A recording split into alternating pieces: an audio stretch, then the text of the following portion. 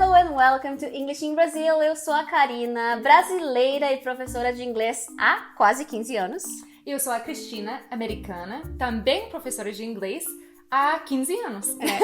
Então aqui nós temos uma native e uma non-native teacher e a gente vai discutir justamente isso hoje. Será que o professor nativo é melhor do que o não nativo? Será que existe mesmo o melhor? Enfim, vamos falar sobre isso aí um pouquinho. Bom, Cristina, então acho que antes da gente falar um pouco mais sobre essa questão, acho que é legal te apresentar, né? Eu sou da Califórnia, eu sou falante nativo de inglês, mas além disso, eu sou professora de inglês. Eu fiz a minha graduação, na verdade, na língua espanhola e eu fiz um mestrado em TESOL, que é Teaching English to Speakers of Other Languages. Então, é um mestrado de 3 anos, é bastante puxado também, e eu já dei aula em vários países, e inclusive aqui no Brasil, juntando todos uns 5, 6 anos exclusivamente com brasileiros. Bom, e eu, pra quem não me conhece, eu também tenho formação na área, eu fiz graduação em letras, mestrado em linguística e doutorado em linguística. O inglês é a minha carreira, eu trabalho com isso, apesar de ser muito divertido fazer os vídeos aqui com vocês, tem muito estudo por trás disso, então a gente tem um background parecido, como eu falei, né? A gente se dedicou à nossa carreira, né? E eu sempre achei que era só o professor brasileiro que recebia, assim, um certo tipo de julgamento, porque, você... Bom, depois eu vou falar do julgamento do professor brasileiro, mas eu achei interessante que a Cristina falou que, às vezes, falantes nativos, professores nativos também recebem algum tipo de, eu não quero dizer preconceito, mas de pré-julgamento, alguma coisa assim. Em que sentido? Assim, eu nem sei se encaixa essas palavras, preconceito, julgamento, mas é um pouco chato. Eu simplesmente vou falar que é um pouco chato, porque o que acontece? Vamos supor que eu tô querendo um trabalho, um job, como professora de inglês. Muitas vezes, dentro de vários países, viu? Não somente Brasil, mas muitas vezes a pessoa olha pra mim e simplesmente veja um falante nativo. E aí eu fico no mesmo, como que fala? Playing field. No mesmo nível, no mesmo... que é alguém que não se capacitava nem um pouco, né? Para ser professor. Então, aí eu tô, sentada numa sala, esperando uma entrevista, por exemplo, sabendo que fulano que tá sentado aqui ao meu lado, que é um falante nativo também, mas que não tá capacitado nem um pouco em ser professor, que é uma profissão, né? Tá concorrendo à mesma vaga que eu. E isso gera uma certa frustração. Por quê? Porque aí eu fico pensando, então, por que eu fiz meu mestrado? Por que eu investi meu tempo e dinheiro e energia todo em me capacitar, se no final das contas, para as pessoas, um falante nativo, né? Mas é interessante isso, que na verdade, a gente não tinha falado sobre isso antes, mas isso é uma coisa que qualquer professor de inglês vai acabar tendo que encarar aí no meio da carreira, porque é ainda visto como uma carreira muito informal, né? Sim. Então, assim, em cursos de inglês, eles não querem saber se tu te formou, se tu te especializou, eles querem saber se tu sabe falar inglês. As pessoas ficam surpresas quando eu falo que eu tenho mestrado na área. Eu falo, qual área? Eu falo TESOL, ensinando o inglês para falantes de outras línguas. Fala, mas essa é uma área? Gente! Então acaba sendo, essa coisa, esse mito do que falante nativo é melhor, ou que seja, essa sendo a característica definitiva para um professor bom, isso acaba prejudicando não somente os professores brasileiros nesse caso, mas também os professores nativos que são capacitados, que têm muita experiência, né? Fica um pouco frustrante para a gente, né? Interessante ver isso, né? E no caso do professor brasileiro, o tipo de julgamento é outro. Olha, como é que eu vou aprender inglês com uma pessoa que não é falante nativa dessa língua?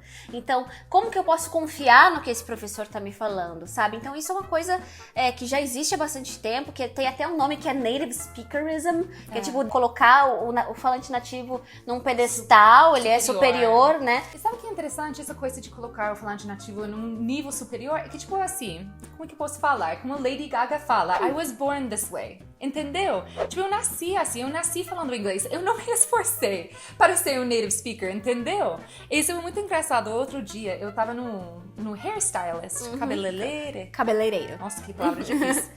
E eu conheci a pessoa, e sabe o que ele fez? Ele olhou pra mim e ele falou, que olhos, parabéns. Parabéns!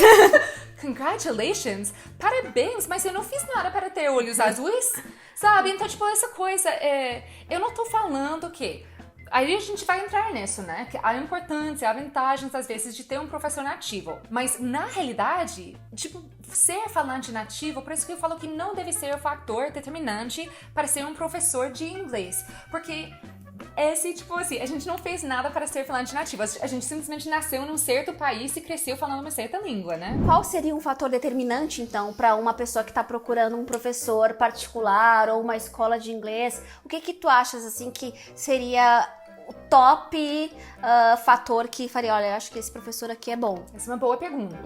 Assim, a gente fala sobre diferentes coisas que tem que ser consideradas quando você está procurando um professor de inglês. Muitas vezes a gente fala sobre formação, ou seja, essa pessoa se interessou em ser capacitado, em estudar um pouquinho pelo menos essa pessoa se interessou para se capacitar em ser um professor de inglês, ou seja, ele foi procurando diferentes recursos, às vezes fez um certificado de especialização. Não todo mundo precisa fazer mestrado ou doutorado, né, gente? Tipo assim, mas que pelo menos se interessou, isso é importante, em se formar. Outro, eu acho que é a experiência. Né? Porque eu acho que de várias profissões são assim. Eu acho que professor é uma das profissões que você mais agrega valor com a experiência. Ou seja, eu simplesmente posso falar pra mim, cada ano que eu dou aula, eu aprendo mais. Entendeu? Então, tipo assim, eu sei que eu sou uma melhor professora agora que tava alguns anos atrás. Sem dúvida, sem dúvida. Sabe? Nossa, Então, a nossa tipo, primeira aula, né? Então, a experiência é uma coisa muito importante também. E a didática.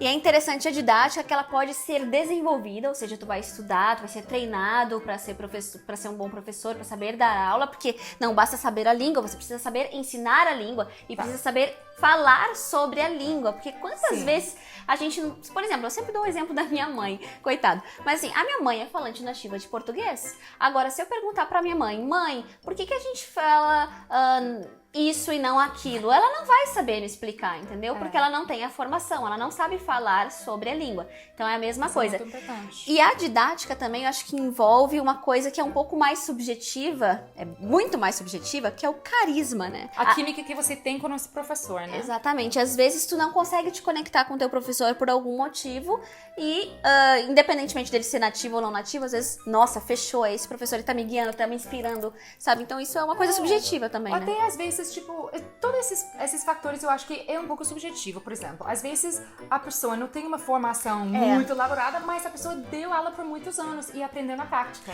Exatamente. Assim como ter a formação não é garantia de que esse professor vai ser o melhor professor pra você, né? Porque acontece uma coisa que é um assunto delicado e que eu falo assim com um pouco de medo de dizer, mas acontece no Brasil também, não sei se tu tá aware, que no Brasil também muitas pessoas acabam se formando na faculdade de letras e elas não têm o domínio da língua, né? E aí elas vão pra escola pública ou até pra, sei lá, cursos de idiomas, não sei, mas não tem o domínio da língua. Então, assim, ela tem a formação, mas ela não tem uma coisa básica que é a fluência. Não tinha essa prática. Exatamente. Esse uso da língua inglesa.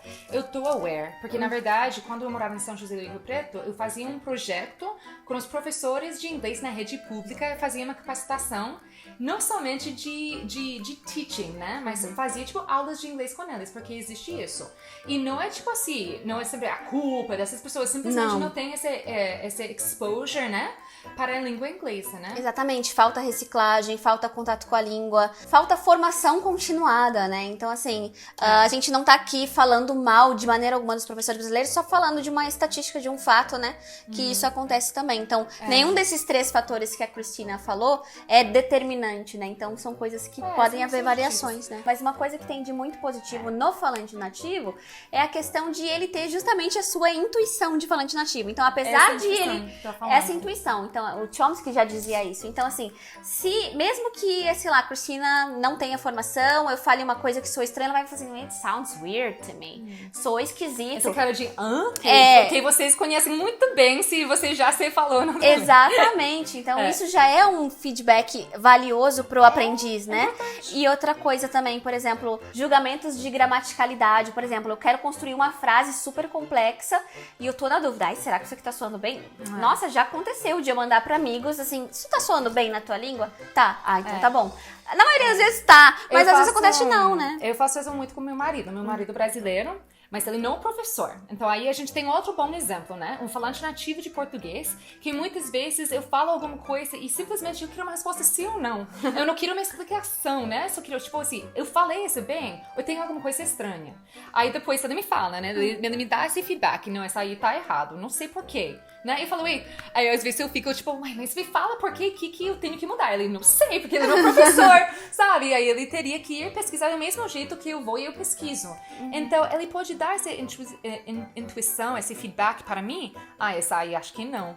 Mas muitas vezes até ele fica na dúvida, né? Porque aí ele não tem esse treinamento, ele tem outra área, ele se profissionalizou em outra coisa, né? Ele não é um professor, ele não tem formação nem experiência nisso. Então, assim, eu acho que já tá claro que a gente defende que o professor se especialize, né? Seja uma faculdade, seja um curso, seja, enfim, qualquer coisa que faça pra... Às vezes até um bom treinamento de um curso de inglês, sabia? Já ajuda, porque eu, por exemplo, trabalhei em um curso de inglês em Porto Alegre e o treinamento era de 20 dias, intensivo, assim. Era só um treinamento de curso de inglês, não era uma graduação. Mas a gente foi super treinada pra aquela metodologia, pelo menos, sabe? Então já ajudou. E outra coisa que eu acho muito importante é que o professor não é necessário, não é obrigatório nem um pouco. Mas eu acho que se a pessoa se esforçou a aprender outro idioma, sobretudo se a gente está falando nesse caso de ensinar os brasileiros, se a pessoa se esforçou para aprender o português, esse professor nativo vai ter uma empatia com você que não ia ter se não tentou, pelo menos um pouquinho, né, aprender e falar sua língua. Porque, por exemplo, um professor não nativo se destaca por quê? Porque é brasileiro que já aprendeu inglês. Então, eu não tenho essa experiência, eu nunca vou ter. Eu não sei como é ser brasileiro e aprender o inglês. Mas eu sim posso ter uma empatia, porque aprendi espanhol. Obviamente, eu tô aqui conversando com você em português. Então, tem algumas coisas emocionais. Eu sei como é ter medo de falar noutra língua. Eu sei como é não achar as palavras são, você fica travado. Eu entendo essas emoções. Mas eu não sei como é ser brasileira aprender inglês. Sim, enquanto eu, como falante brasileira, sei exatamente o caminho que o estudante vai passar, vai percorrer. Eu sei quais são as nossas dificuldades, quais são os erros comuns. Então, isso porque eu passei por essa experiência, né? Claro. E eu acho que isso acaba criando aquilo que a gente falou no começo, que é o rapport, né? Que é tipo a conexão, empatia, a química, a empatia com o aluno, que é um fator extremamente importante, né? Claro que é. Aí esse acaba sendo inspiracional, motivacional. Aí você tem o professor não nativo também como um role model. Tipo, como seria role model? Um modelo. Olha, gente, olha como essa pessoa fala agora. Olha, aí eu posso também fazer isso. Eu acho que isso é bonito até, né? É muito bonito. Mas então, falando assim sobre um pouco mais objetivamente, as pessoas sempre falam assim, então acho que o melhor, a resposta comum assim, eu acho que é melhor começar com o professor brasileiro no nível básico e aí depois o falante nativo no nível avançado. Eu tenho algumas ressalvas quanto a isso e tu também, né? Não, mas vou deixar tu começar. Bom, eu acho assim, que eu não concordo com isso. Eu acho que o professor nativo pode ser muito bom no básico e o professor não nativo pode ser muito bom no avançado. Inclusive, os melhores professores de inglês que eu conheço aqui no Brasil, eles são brasileiros. Só que eles fizeram zilhões de cursos, se especializaram, fizeram vários testes, além de universidade e tal. Os caras trabalham preparando alunos para o CPE, que é o Cambridge Proficiency Test, né? Exam. Que é uma coisa que tem falante nativo que não consegue fazer o teste de tão difícil que é. Então eu acho que não dá pra simplificar dessa forma, que tem que começar o básico. Regra. Não é regra. Eu concordo com você, porque até, por exemplo, em meu mestrado, eu fiz uma especialização em ensinar o inglês para imigrantes e refugiados, pessoas tipicamente de um nível de inglês bem básico. Então, essa didática eu desenvolvi também para ensinar iniciantes. E eu falo a língua portuguesa, então eu tenho alguma... Por mais que não seja a mesma experiência, eu posso perceber também, assim, a língua portuguesa é assim, a língua inglesa é assim. Então, esses são os erros mais comuns cometidos, né? E eu acho que uma coisa muito importante que a gente precisa ressaltar é o seguinte, que no mundo de hoje, eu não lembro o número agora, mas aí depois às vezes a gente coloca na descrição, que tem mais falantes não nativos que nativos. E isso quer dizer o quê? Porque isso é importante para você. Porque vamos supor que você é um business person e você está aprendendo inglês para usar em um multinacional. provavelmente você vai conversar mais com falantes não nativos que falantes nativos. Eu falo provavelmente, mas tipo, eu tenho certeza absoluta, né? Muitos alunos também que viu, quando eu dava aula na Universidade de San Diego State, a gente recebeu muitos alunos brasileiros de Ciências Sem Fronteiras. Era na época quando eu estava fazendo Ciências Sem Fronteiras. E esses alunos ficavam chocados, porque tinha muitas pessoas com quem interagia na sala de aula na universidade que também era falante não nativo, até tem muitos professores na faculdade que são falantes não nativos. Então, é muito importante você poder entender e se expressar também com falantes não nativos, que quer dizer que não somente se você é num nível bem avançado e você quer praticar sua conversa, não é necessariamente somente com um falante nativo que você deve praticar. Mas um falante de outras línguas também, né? Assim, claro, é a realidade hoje em dia. Exatamente. É muito global. O inglês é um idioma especial, porque é internacional. Está usado pelo mundo todo. Então, muitas vezes, alguém pensa num falante nativo. Com quem você pensa? Quando você pensa em falante nativo? Who is a native speaker to you? A gente falou sobre isso antes, mas parece que tem até um perfilzinho, assim. Ela é assim, ó. Ela é loira, ela tem olho azul, né? Eu sou um falante nativo, mas sabe quem mais é falante nativo? O professor de matemática que é indiano lá na faculdade de San Diego State University, mas que ele fala outra variedade de inglês, mas que muitas pessoas não acham que ele é falante nativo. Mas ele aprendeu jovem, ele aprendeu na barriga da mãe dele, ele já escutava inglês. Então ele é um falante nativo da língua também. É uma das línguas oficiais lá na Índia, né? África do Sul, eles falam inglês, são falantes nativos, né? Então assim, não é só o americano padrão ou o britânico padrão, né? Aí quando o aluno fala pra mim, eu quero falar como um falante nativo, com esse perfeito sotaque, não parece meu. Você quer falar igual que um inglês australiano, inglês britânico, inglês jamaicano, irlandês, tipo assim, tem muitas variedades de inglês. Então, o nosso trabalho como professores de inglês também é ter uma exposure, exposição? É uma exposição para essas diferentes variedades de inglês para preparar os nossos alunos para a vida real. Exatamente. Sabe? Que não vai ser só formada de tape scripts com um inglês americano padrão falado perfeitinho, Você né? não somente precisa entender o inglês de Friends. É verdade.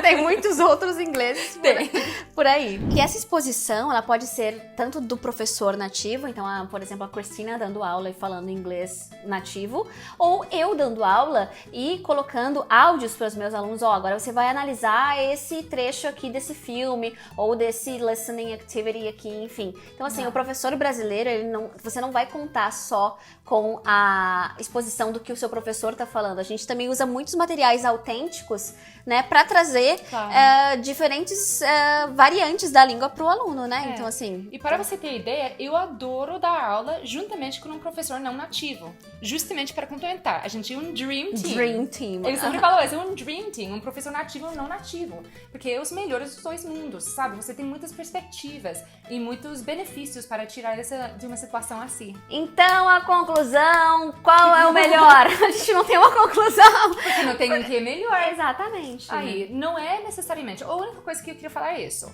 O fator determinante para um professor bom não deve ser nem essa questão, se é nativo ou não nativo. Pode ser importante para você? Pode ser, e tudo bem. Se é importante para você, ok, super ok. Mas não coloque essa como a única coisa que você vai considerar quando você vai procurando aulas de inglês. E também aproveitem a oportunidade que a gente tem hoje em dia de ter contato com professores pelo YouTube, né? Então, assim, nativos, não nativos, professores, gente. A gente tem sempre algo a aprender, né? Eu aprendo muito também com outros professores e colegas no YouTube. Aprendo muito dela. Você Sério? me ensinou, tipo, uns 5 palavras hoje, nessa última meia hora.